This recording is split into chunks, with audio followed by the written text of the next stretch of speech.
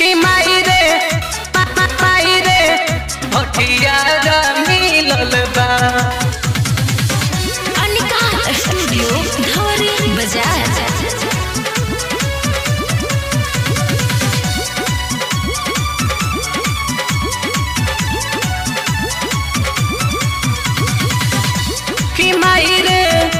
कि माई रे कैसन कैलिस बियाह भतर भटिया मिलल बा। कि माई रे कैसन कैलिस बियाह भतर भटिया मिलल बा। भतर भटिया मिलल बा। भतर भटिया मिलल बा। भटिया मिलल बा। भतर भटिया मिलल बा। कि माई रे कैसन कैलिस बियाह भतर भटिया मिलल बा। कि माई रे कैसन कैलिस बियाह भतर भटिया मिलल बा। भटिया मिलल बा।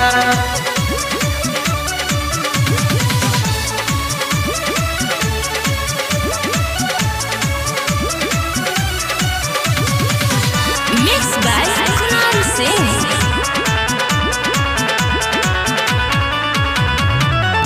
चढ़ले जवानी हमार छुके खाली छोड़ेला। रतिया में एको बेरा कुछो नहीं खोलेला। कुछो नहीं खोलेला। चढ़ले जवानी हमार छुके खाली छोड़ेला।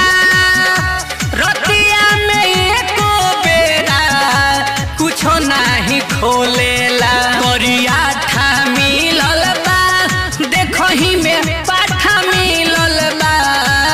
करिया ठा मिलल बा देखही में पाठा मिलल बा।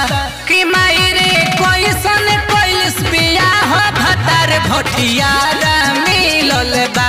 कि माई रे कैसन कैलिस बियाह भतर भटिया मिलल बा।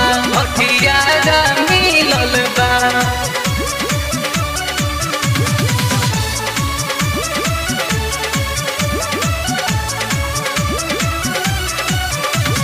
अनिका स्टूडियो धवरी बाजार। प्रभात प्रेमी चंदन रही हम मिल के। सोइया अभिनाश कुनाल बुझल न फील के। प्रभात प्रेमी चंदन रहिल मिल के। सोइया अभिनाश कुनाल बुझल न फील के। सठियारा मिलल बा बलम सठियारा मिलल बा। सठियारा मिलल बा हे सोइया सठियारा मिलल बा। कि माई रे कैसन कैलिस बियाह भतर भटिया मिलल बा। कि माई रे कैसन कैलिस बियाह भतर भटिया मिलल।